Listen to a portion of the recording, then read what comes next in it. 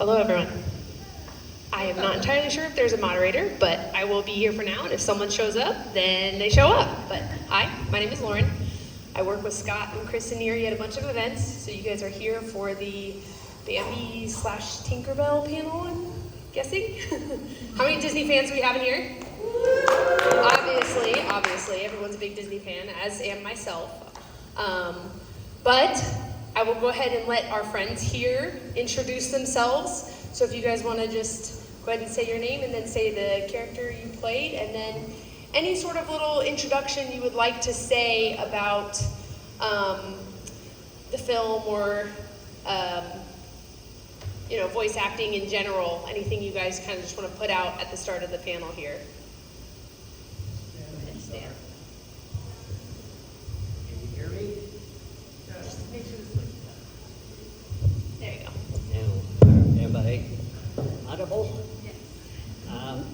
Yeah, it was 1939 when they started making the movie, and I ended up getting a part of it, probably for a reason of some errors, but at any rate, I ended up in the movie, and it's obviously become an iconic movie. In fact, it was recognized as that at the, I think it was the record, there's a group in Washington, D.C., and it's on its way to the Library of Congress as being ushered in as an iconic film. So most everybody that I've seen today has seen the movie at some time. And but this is the first time that I've ever met the other two characters, if I could call you that. And it's been a pleasure to be able to sit down and chat with all of my confreres in the Bambi movie. As we go along, we can talk about our recollections of how we came to get the part and what we recall most about being at the studios and helping in the production. Hi, my name is Peter Bain, and I was the voice of Thumper when I was 4 years old, 4 and 5, and I'm still here. Well, as we all are, we're close in age. It was a very, very interesting experience to be involved with it, and I'll be happy to talk more about it a little later. So I'm going to let Bambi introduce himself, and then we'll go on. My name is Donnie Dunnigan. I was super Irish, blessed, dumb, lucky to be part of Bambi. And Tinkerbell here has just been appointed, by the way, from the judge as my parole officer. I don't understand. Oh, the poor fellow.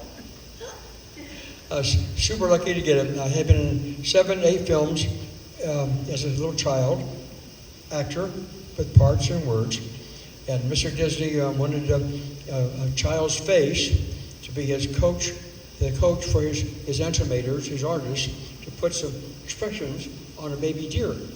Now, if any of you know deers are like this, right? And so I got hired to look left, look right, look afraid. Remember early in the film when Bambi has done something dumb, and he's in the thicket like this, and and little Feline, little girl deer. This is before he discovered ladies, by the way. Sticks her head through the thicket and gives him a little kiss. The artist said, I'm posing for this. The artist said, Donnie, looks like something bad has happened to you. No, I meant. There's depression, been in 7 or 8 films, pulled my family out of Ireland, out of the depression. What do you mean it looked bad? I went, that's not good enough. The one guy with brains said, your mother has just given you something bad to eat. What was it? My mom, I was not feeling good. Last week my mom gave me castor oil. Then another guy said, your mom just gave you 2 doses of castor oil. What do you think? I went, So next time you see Bambi movie, remember? Huh? Remember this expression? We call it the castor oil scene. Let me turn this on. I don't know anything about microphones. There it is. I guess I do. Anyway, I had a strange way of getting into voiceover work. I had always sort of done it on radio shows that I did. I started to work when I was 4. That was 90 years ago. And I'm still working at it, if you can imagine. So, when I was finished with doing Tinkerbell, Mark Davis, the man who designs Tinkerbell and Mr. and Mrs. Darling and all the wonderful things at Disney, he called me up and he said, would you like to do the voiceover and be the model for the red-headed mermaid in Peter Pan? And I said something like, would I? I'll be there tomorrow. And so they told us when we showed up, and it was very different because they gave us a script. We did not have to put on makeup. We did not have to worry what we look about in front of the camera because we were going to record words. Now, I had recorded words, but not thought it with a film. You know, I did radio. So I'm there with June Foray. Maybe some of you remember June Foray, the great actress, a voiceover woman. And she was the dark-haired mermaid. Connie Haynes was the blonde. And I had one line in it that I remember particularly. Oh dear, we're so happy to see you. And they liked that. And then they tried it again, and then they tried it 14 other ways. And they decided on the first one, and they said you could go home now. So June Foray and I went out from the sound stage where we were recording, and Connie was there, and I said, why are we looking for work in front of the camera?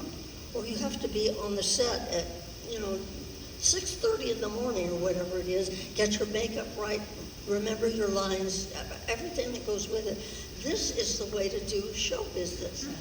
So from that time on, I went into, I know most of you have never heard of Clutch Cargo, but Clutch Cargo was 239 episodes of a TV for Saturday morning. It changed the whole direction of TV. We did it with color, and we had human beings just like the Indiana Jones. They went on this and on that, the other. Well, we took them by storm, and we changed it. That's the way that they were going to make commercials for Saturday morning. And I got to do all the voices, and the one voice that I was famous for was Spinner, the little sidekick. Gee, Clutch, what do we do now? And so that's how I got into doing voiceover.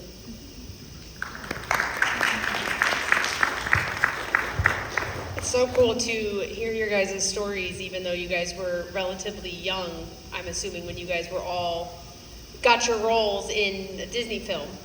Did you guys come from any sort of acting background or anything along those lines? Was anyone in your family already kind of in the film industry? Is that kind of why you went that direction, or did they kind of push you that way and just were like, oh no, you're going to go do this because you guys were child actors?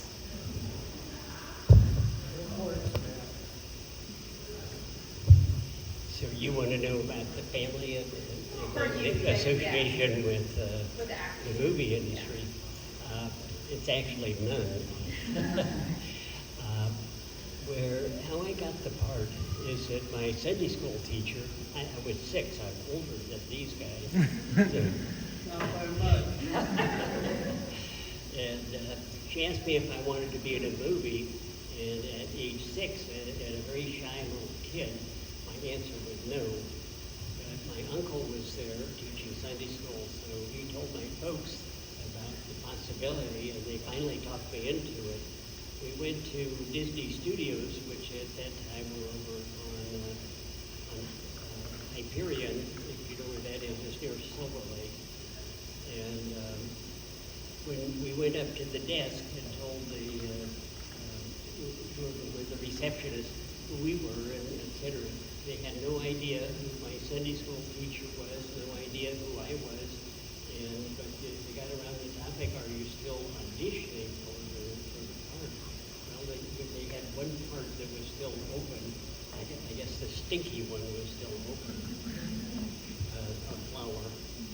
And so I recall going into a very large studio, and a gentleman was there. He looked to me like he was 7 foot tall. Of course, I was not very big myself.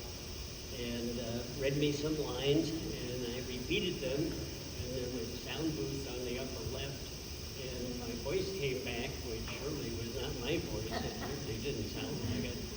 And he had me repeat it a few times, and then said, fine.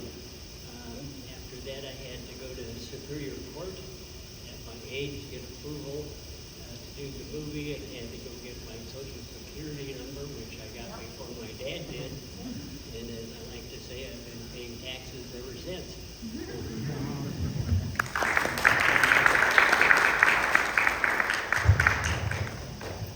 Well, my father was in the movie business, so there was a connection there. He was a screenwriter in Hollywood starting back in the silent era, and he had a number of very well-known films in those days.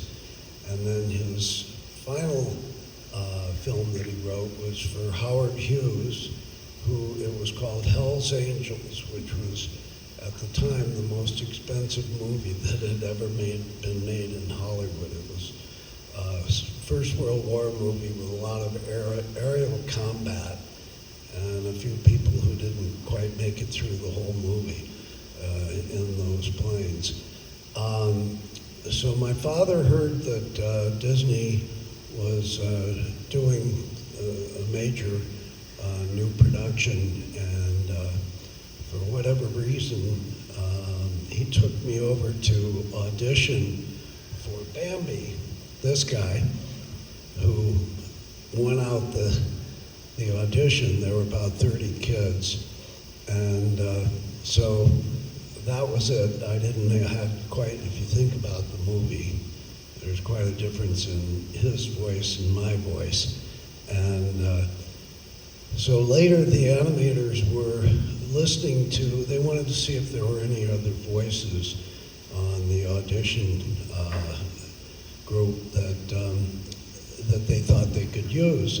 And they were listening to the voices, and mine came along, and one of the animators said, "Hey, that kid would be great for the rabbit." And that was it. They never had auditions for Thumper. They picked me right out of the list. So that's how that all started. Actually, I was in a movie prior to this called Jungle Juveniles. It was one of those short subjects that, actually there were 3 of them, that were, it used to be a lot of double features in the movie theaters, and they'd have, between the movies, they'd have a short subject, probably 10, 15 minutes long, and then a newsreel. Since there was no TV, they had newsreels from around the world that people might want to see. So anyway, this movie was a little boy, and I was 2 at the time, with a little knit suit on and a little suitcase, and I was lost in the jungle and discovered by 2 chimpanzees. And the producer of the film, there was no dialogue from me or the monkeys, but the producer was a guy named Pete Smith, and he had a very humorous way of describing things. And so the chimpanzees took me in and helped me climb up a tree with my little suitcase. And so the whole premise of the show was the falderall that went on with these monkeys. And later, there were 3 of them, as I said. The later one had me riding on a monkey, on an elephant. And so when I was 2 years old, I had the opportunity to sit on top of an elephant as part of that sequence. And I remember the elephant's hair and skin were so rough on a 2-year-old child's legs that they had to cover the whole section, the whole square section, with adhesive tape so that it wouldn't abrade my legs. But anyway, that was part of the adventures I had, and I never did anything in the film industry after Thumper and Bambi. And my father didn't want me to grow up and be a Hollywood brat, so he retired from being a screenwriter to being a college professor. We went to Tucson, Arizona, and that was his next career, and it was the beginning of my childhood as a normal, everyday person. So that's how I got started.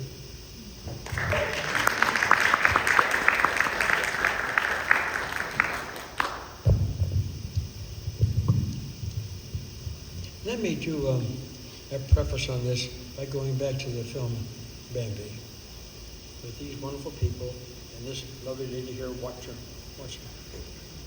Bambi has had more influence on more young people and old people's lives in the 5 countries that I have been in to watch and listen in my life. Bambi. One of the first movies ever to take a storyline from birth, Bambi's birth, remember, up to where he assumes the leadership of the forest from his father up on the plateau. Yeah, very unique film. And not a lot of razzmatazz, no boom, boom, bang, bang. In an orphanage, and I've been to several, I was in one as a child, after World War II started. There I think he had a lot of money, and any money, I'm in an orphanage, okay, for a while. I've been in orphanages as an adult in 4 countries in the last 20 and a half years. In one in Panama, by just instinct, after a nun in the Balboa side of the Panama Canal, and I'm a guest there for different reasons, nothing to do with the movies. They didn't know about the movies. Okay? I didn't talk about the movies. A nun told me that they were having trouble with boys bullying children in the orphanage and calling people names and things. And it's my turn with the kids. Okay? And I have a translator, and some spoke English, and I had 2 translators. They're helping. And I stole a line from this wonderful man here that I've used subsequently with several children at many ages, including high school. Okay? And I was a guest for different reasons. Okay? What was that line? If you can't say something nice, help me. Don't say nothing at all. I watched children's faces when I said that. And in some environments, all English, and after the host says, and now this was a Marine Battalion commander, combat, blah, blah, blah, pump up the masculine part of it. Some of the bully boys pay attention, right? I look them in the eye. Now, you're not a bully boy, but I'm pretending you are, right? And what did I say? You can't say nothing nice. Shut up. You know, and they picked up on it. You're surprised. It's just wonderful, crazy. We don't have the time here to throw me out of here if I try to give you my bio. Bambi was the last of 8 films. I only had to major. And at age 4.5 forward to Bambi. Son of Frankenstein, Mother Carries Chickens, Tower of London, and some really exciting things. Had a lot of time with Boris Karloff, who could have been a stand-up comic. He had a hard time being a bad guy. You know, he really did. And Basil Rathbone, who could have been the British Prime Minister. You know, a lot of time with these wonderful people. And then to Bambi. And I'm going to close my abridged life to you with an interesting thing about Bambi. I had been in the films with roles, you know, and now we have our first house. We have dirt poor before. First in the UCLA area, in a modest house, and in the kitchen we had phones on the wall. It came out like this, and with a cord, and an earpiece like this. Remember? No, from pictures you remember, right? Huh? Yeah. Yeah. Your mama remembers, Yeah. right? Anyway, I was in the kitchen when Walt called my mother. Now, Disney does not mind, thank goodness, I'll rip him, my being straight candid with all this stuff, okay? We didn't know Disney from peanut butter. We'd never been to a movie. It stole my childhood. You know, I'm already 6 years old and had not been to school or kindergarten. Movie. Disney's on the phone with my mother. She didn't know Disney from peanut butter. Okay? Here's this nice man who says, I got a studio, I'm doing cartoons. My mom used that term, and would like Donnie to come and be a model for faces on a faces on a deer. And my mom picked up on that, and she misspelled in her notes deer to beer. True story. We had that note, by the way, in history. And we weren't doing anything. I heard the word cartoon from I never had a chance to go to the movies. I'm making them, mothers, but I don't get to see them. Cartoon. And my mom said, you interested? Yes. So she said yes to this man.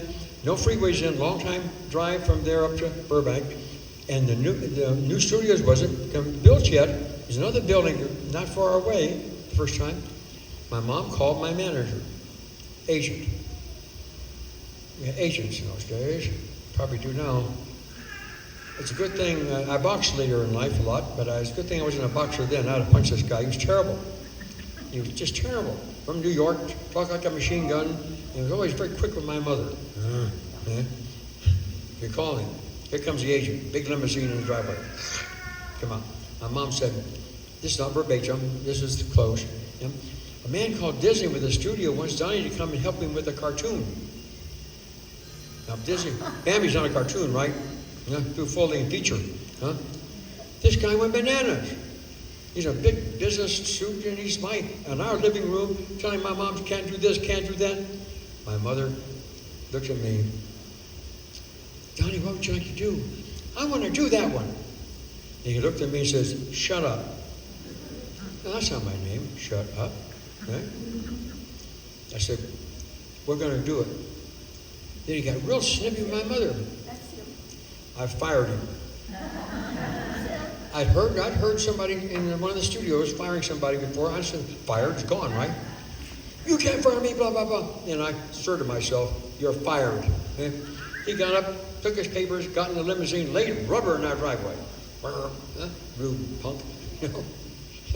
And 4 or 5 days, 5 or 6 days maybe later, I don't remember precisely, we're in the temporary studio for Burbank, another building, and Mr. Disney, gracious, non-pretentious, hard-working guy with his sleeves rolled up, not some Hollywood guy, okay? When he found out I had fired this guy, apparently he knew of him. Huh? He gave me a hug, bought me ice cream that day. my bonus for firing the first jerk in my life was ice cream. Hey, not bad, not bad.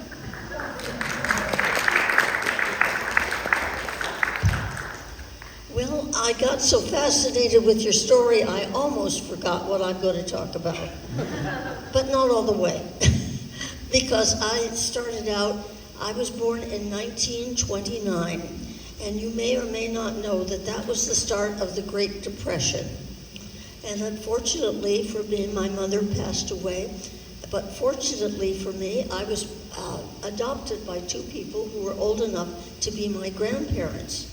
And my mother, Grace Mabel Robb, what turned out to be the best Hollywood mother. She was so annoying, I can't tell you. But I was going to be somebody. That's all there was to it. And so she got me into central casting, and we did everything. We yelled and screamed behind shows, but I got into the Little Rascals. Have you any of you ever seen the Little Rascals? Yeah. Well, you're looking about probably the second one that's still living. I'm it.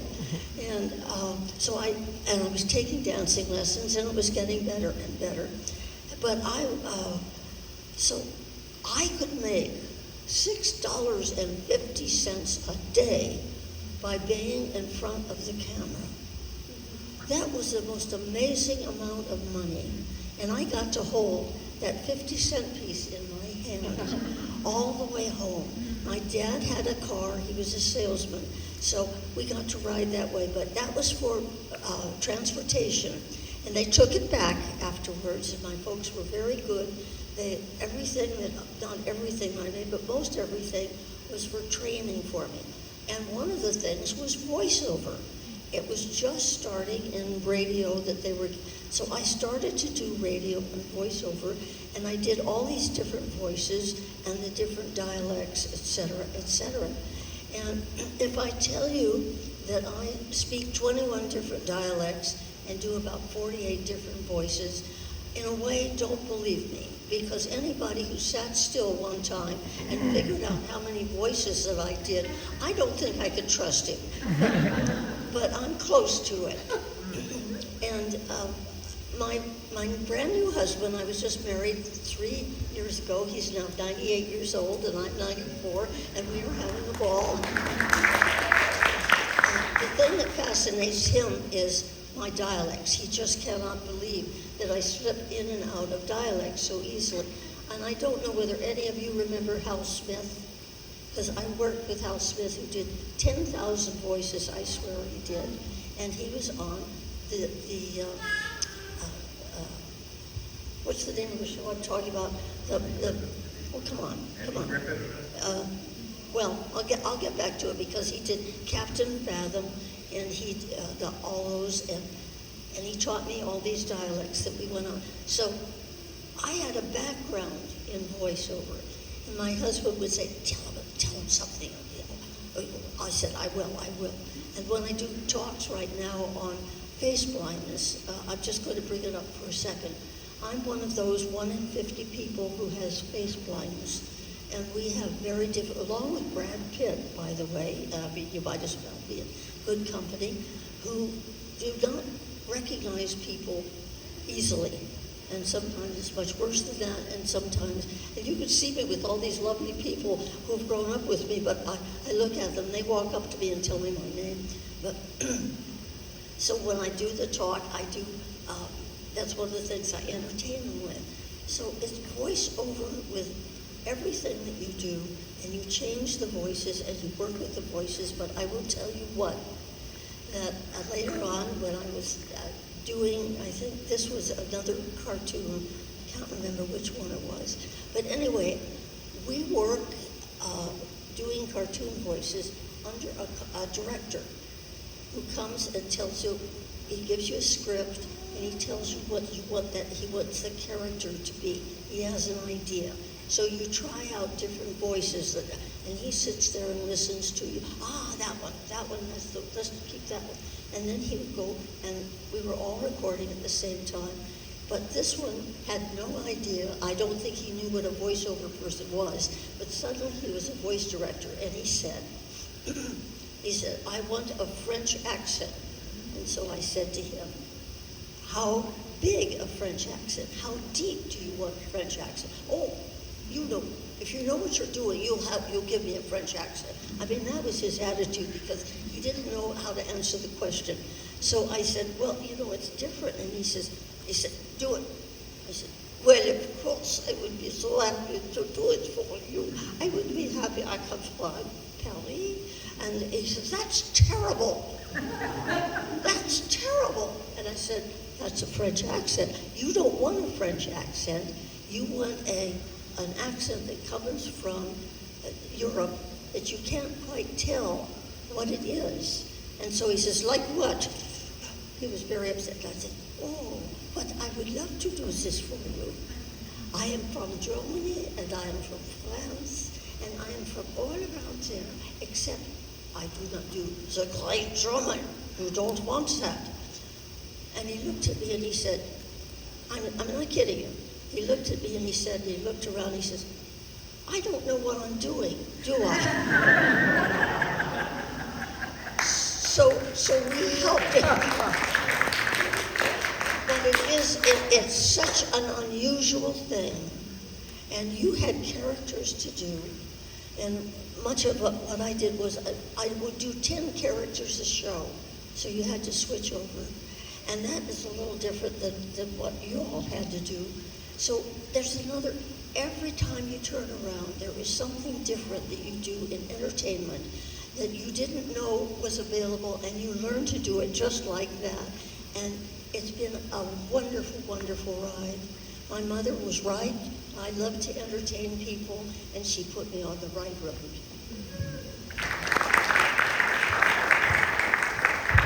All right, I think we'll take a few questions from the audience. Hi, how are you? I just wanted to know if you could share your experience, how it was when you saw the film the first time, knowing that it was your voice with the animated character over there. I mean, for any of you, yeah. Well, the first time I saw the film in full, I had seen parts, was at the grand opening in Los Angeles in August of 1942, and it was as if it were new when you see it all together as a continuous thing. And I was fascinated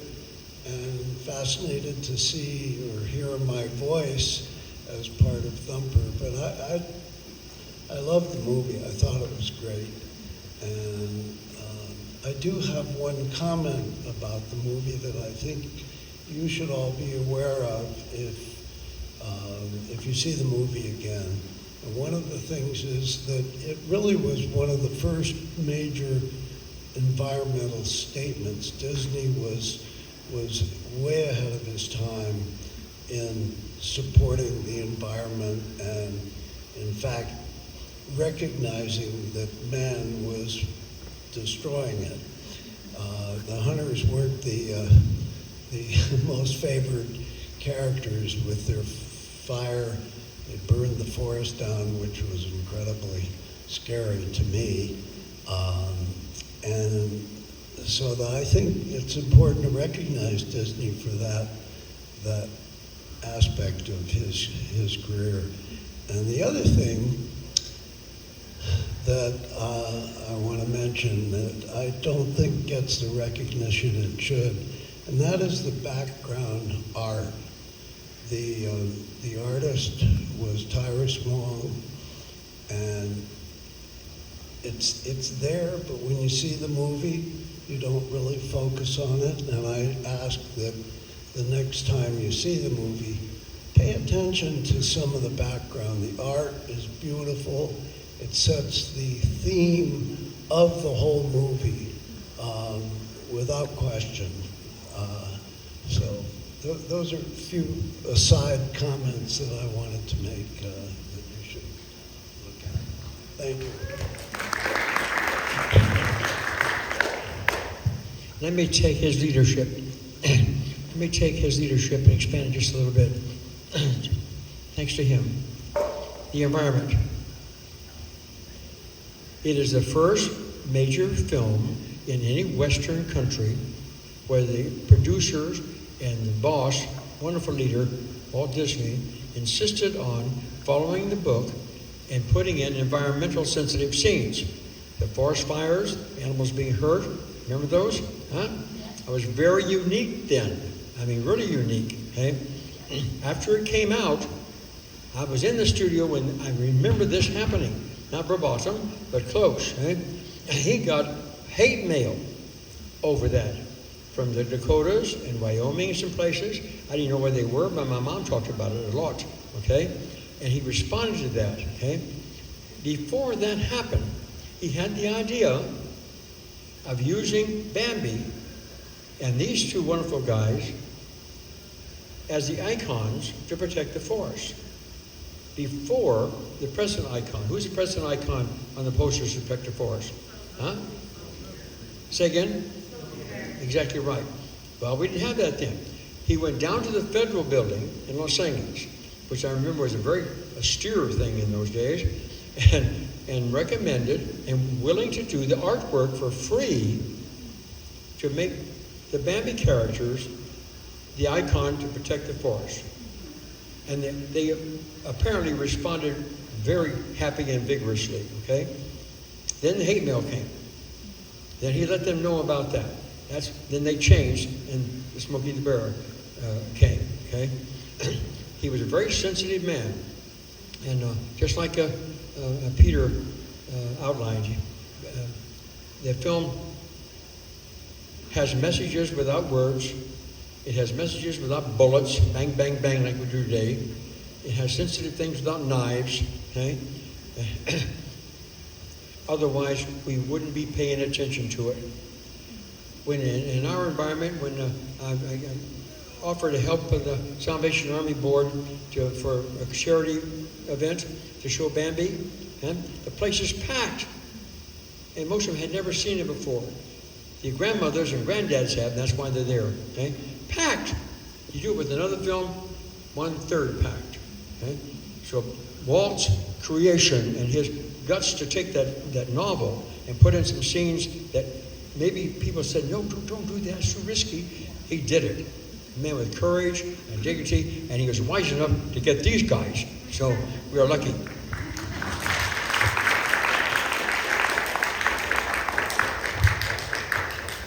You had asked a question about the movie and its impact.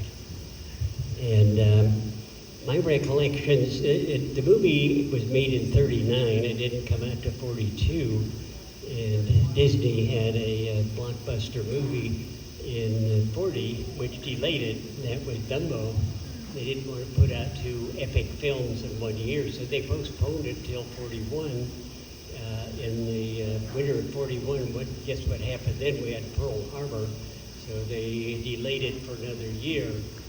And Peter mentioned some of the environmental impact that the movie portrays.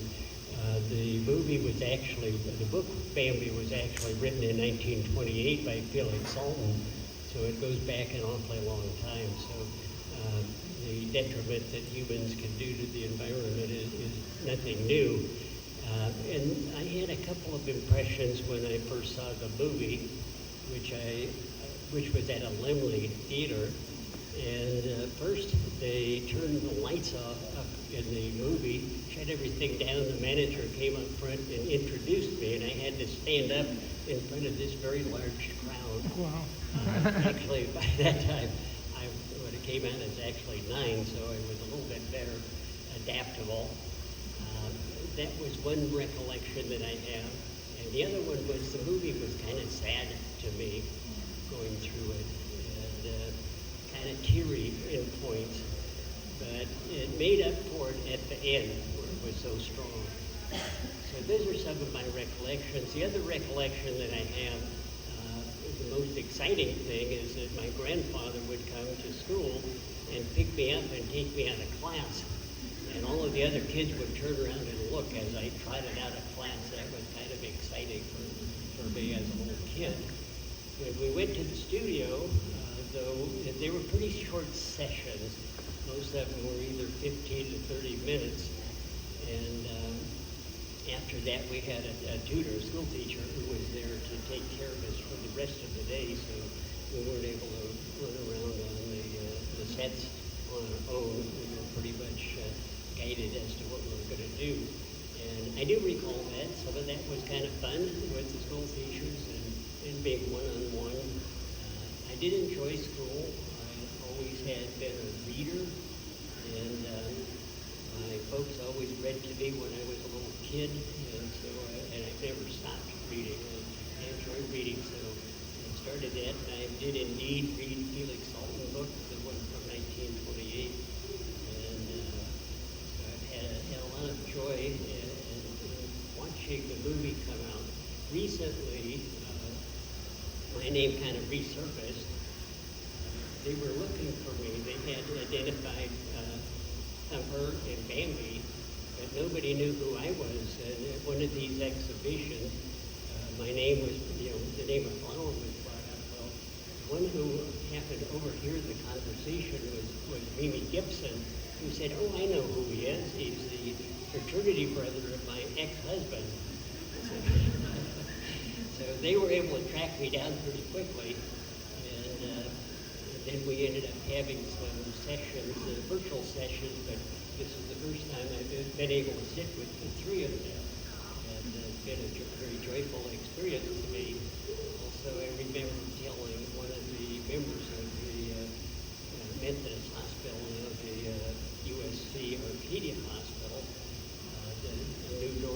open with getting back into the movie industry.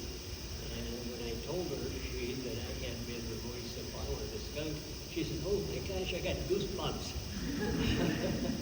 And so that was actually kind of exciting for both of us to live that actual experience. So it's been fun coming back and enjoying the time with this group. Thanks very much for the opportunity.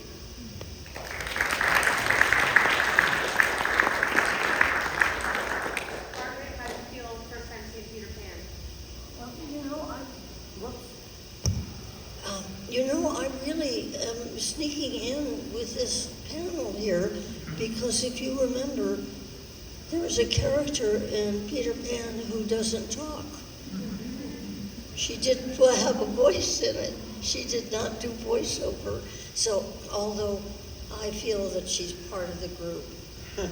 And Mark Davis, who designed Tinkerbell and cast me in the role, etc., I asked him one time, I said, why doesn't she talk? He said, we all thought it would be interesting, and that's one of the reasons that he gave me the job, is because that you can do pantomime. We know what she's doing by what you're doing. And if he hadn't asked me to be one of the red-headed mermaid in the mermaid sequence, I wouldn't even been asked up here on the panel, you see. So it's very important to me that we get this straight. I am not taking over from you guys. You did a wonderful job. There is one thing that I would like to say, that Tinkerbell Talks is the name of my book. And people say, why do you call it Tinkerbell Talks? Because in the movie, she didn't talk. And they go, oh, that's right. So, by the way, Tinkerbell Talks is the name of my website, too, while you're at it. But the other thing that what was I going to talk about? It was brilliant. I'm sorry you missed it. First time you saw Peter Pan. First time that I saw Peter Pan, well, I saw little bits of Peter Pan all the way through while I went to work 2 years before the picture came out, and that was 72 years ago. And they were nice enough always to call me and show me what was happening with the animation and up on the third floor in the projection room. And I would tell you a lovely story. I thought the first time that I ever saw Tinkerbell animated, they were just going to do the line drawing, and it was about, I would say, a 10-second animation. It's where she was sitting in the hat, and she's angry because Peter had sprinkled pixie dust, or as Mr. Disney always said, fairy dust. He never called it pixie dust. Anyway, and I was sitting in, there were about, I would guess, 80 people there. It was jammed. And I heard this talk around me that said, this isn't going to work. No, some of it. And in other words, oh, sure it is. Now, I'm ready to do battle. And of course, I had no way to do battle, but I'm sitting there waiting. And the back door opened up in the projection room, and I heard somebody say, here, Walt, take my seat. And I heard that voice that we all know, and he said, no, I'm fine. And I thought of all the studios that I had been in, if the head of studio walked in, there would be chairs draped for them. There would be people bringing them to the chairs. And if anybody sat in their special chair, they would be thrown out, but not with Walt Disney. It was that wonderful and that different. And he was just absolutely super to work with, as we all say. He was a family man, is what he was. And so now one other thing, and it has to do with voiceover, okay? Is that all right with you guys? It does not a movie. Here's what we do in the audience, okay, audience? I probably put you to sleep, I'm sorry, but stick with me. When we were doing radio shows, or I did over 600 cartoon voices and 600 cartoons, so we would start out by saying, aha, mama, like that. And that would get everything loosened up so that we could do the voice. Now, can you do voices? Can you do different voices? Stick with me and see whether you can. Go, aha, mama. Come on. Aha. They're wonderful. Okay, now put it up in your note. Aha, mama. That's one voice. You just did a voiceover. That's a voice. Okay, now let's put it down here. Aha, mama. That's two. Or you can leave it right in your mouth like Katharine Hepburn always left it right there. Try that. Aha, mama. You've got three voices. That's the way that you start. That's the way that you go in. That's the way that we rehearsed. That's the way we walked up to the microphone. And it was always an exciting time. And everybody standing going, aha, mama, aha, mama. We knew we were ready. And we would do a radio show that would start on time. We had to do the whole radio show and finish up on time. Because you remember, as I say, I'm old. So we did radio like that. We didn't pre-record and so on. And all of that goes into voiceover. And what you did, you touched people's hearts with your voice as a little kid and what they were taught. They remember it. They remember some voices that I do. Voices are so important to everything. And so it's a joy to talk to you about voices. And even though I'm not up on the edge of these guys working on movies that they did for Disney, I feel like sort of part of it.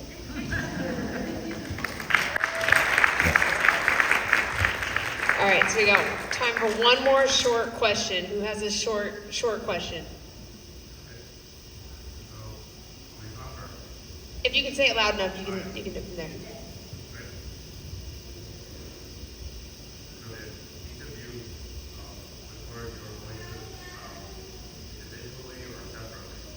Did you record with anyone else, or did you record your voice individually? Sorry, I couldn't quite hear. Did you record your voice individually or with anyone else near you or around you in your booth? Well, I'm used to doing a radio show where all of us were standing there. Whoops. Maybe that helps. I'm used to doing a radio show. I can't even turn on the microphone. But I'm used to, crews like that. And we actually did, most of the time when there were groups of us in the room doing it, we would take the paper after we finished that line and all the lines that we were going to do them and throw it on the floor. You've never seen a picture. I have a picture of after one big show that I did, one with Charlie Ruggles. We did the Ruggles show. The floor was littered with pieces of paper because you never try to put the script behind. You toss it off. You toss it off.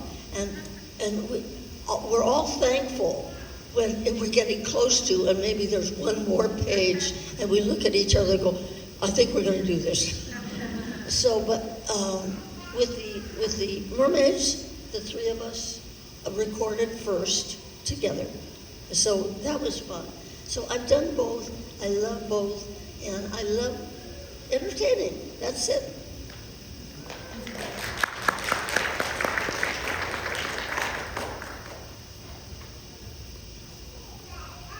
Our situation was a little different. Our recording sessions were individual. I was in a recording booth.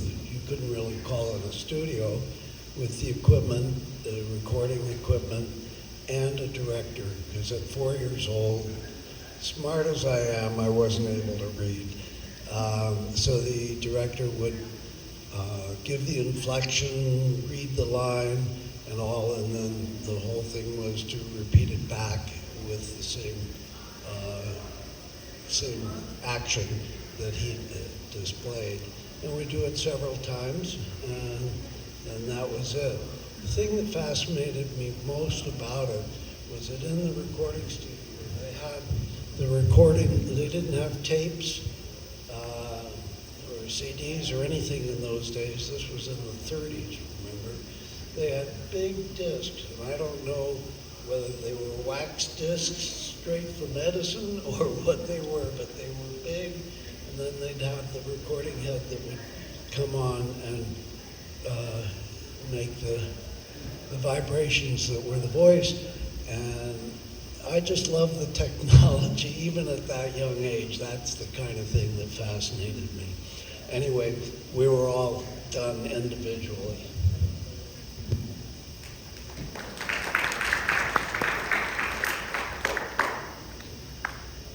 In the recording studio. Ding. In the recording studios, very nice ladies in those small booths would show me the photos, the drawings of the motions that we already had set for, right? And say this, say this, say this. Some of you might enjoy this scoop, because some young people in Disney did not know this until we brought it up 7 years ago. Mr. Disney cut to get Bambi out after Pearl Harbor. Bambi cost him a ton of money. You see Bambi today, even the Blu-ray or in the original form, wow, look at that color, because he insisted on using oils for all the motions, not watercolor. Everybody was using watercolor, and he did for some background, but not the motions. That slowed things down with all the great artwork, right? Excuse me. Now I'm in the studios, and 8,000 feet were cut to get the movie out. Now they're adding some of the footage back out of the archives. Some of you have seen it in the new editions of the Blu-ray. I've seen some of those in a very lucky chance, and have not been released. And we're raising the dickens in the forest. But it was cut to get it out. Okay? I've been in several movies, and I did not know what the storyline was. I'm making a pest of myself. What's this all about? What's this all about? Mr. Disney interrupted us one day, rude, not rude, huh? I understand you've not seen a deer. No, sir, I've not seen a deer. In a limousine with a couple of escorts from Disney, nice men in suits of those days, huge limousine. The hood looked like a football field kind of thing. Remember those? Took us, my mom and me, to a local zoo. It had to be somewhere near Glendale, somewhere. It wasn't very far. Nice zoo, clean as a whistle. Took us in. There was one deer in a little pit, about the same elevation down where you are, sir, and a real clean pit. I'd never seen a deer. And here's the deer in this pit that we're writing. Disney is, and an artist, all this exciting emotion about. Here's that deer.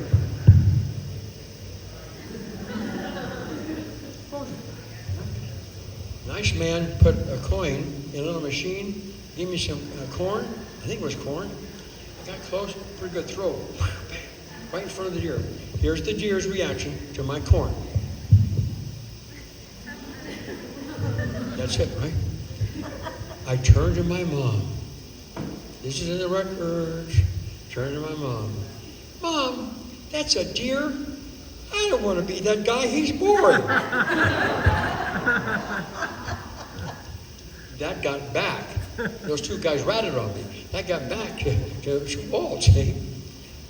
2, 3, could be more than 5 to 6 days later, still fresh. I'm walking down the hall in a new building where I'm walking where I'm supposed to go for a change. And here comes Mr. Disney, and I think his brother, not sure, certainly Mr. Disney. Here he comes down facing me. Puts his hand up, very courteous, wonderful guy. I stop, puts his hand on my shoulder, says, Donnie, we got you to the zoo. And I said, this is not verbatim, close. Yes, sir. And you saw a deer. Yes, sir. Donnie, I promise you, our Bambi will not be boring. And was it? No.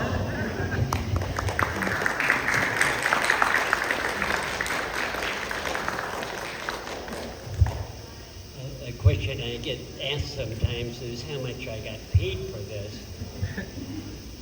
There's good news and bad news. I I don't know how much these guys got paid. We'll find out.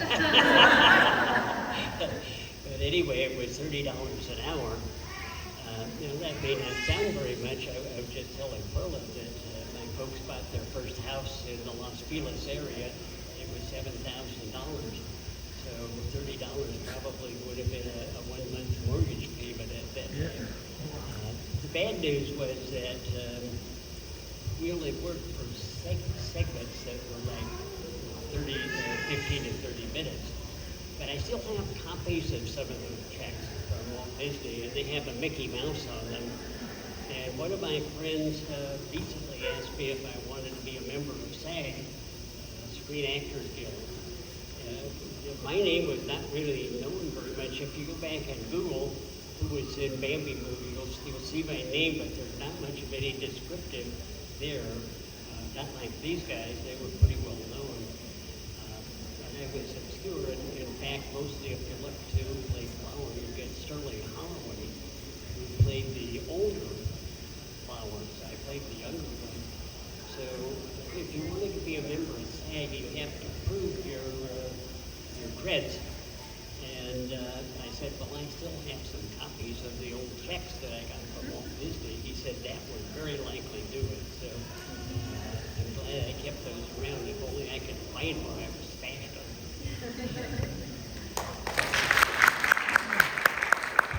All right, everyone, let's give one more big round of applause for our friends here. Yeah, go ahead. Stan, I don't know how you got a photocopy back in the 30s or 40s, because when I was discharged from the Army in 1958, they made a photocopy of my discharge papers, and it was on sort of a thermal paper, and I can't read it to this day. It's faded so much. I misspoke. The answer is mimeograph. We had those mimeograph machines, and I used to work with my mother, who was a school teacher, and you put them in and crank them out. They were mimeographs. I would like to leave a footnote with you about the movie Peter Pan. Some of you know this, some of you don't. But always Peter is played by a woman. If you think back, which surprises a lot of people when they think about it, and here and there it was played by a man. Well, a male. There is a famous male who played the part of Peter Pan, whose initials were Walter E. Disney, and his brother pulled the rope. And it was in Marceline, Missouri, and they almost knocked down all of the sets that they have at their school. And he loved that show after that because he saw the great Maud Adams had brought the show to town, and they went to see it. And the school decided that they would play the play. So just something that you might not know, that Walt Disney played Peter Pan. All right, everyone. Thank you so much for joining us. It was great to hear your guys' stories on Bambi, and of course, all of the voice acting advice from Margaret down there. Thank you guys so much for coming, and if you guys want to see them or chat with them, have any other questions for them, they should be heading back to their tables, so feel free to catch them over at their tables there. Once again, thank you guys. I think we're getting the hook.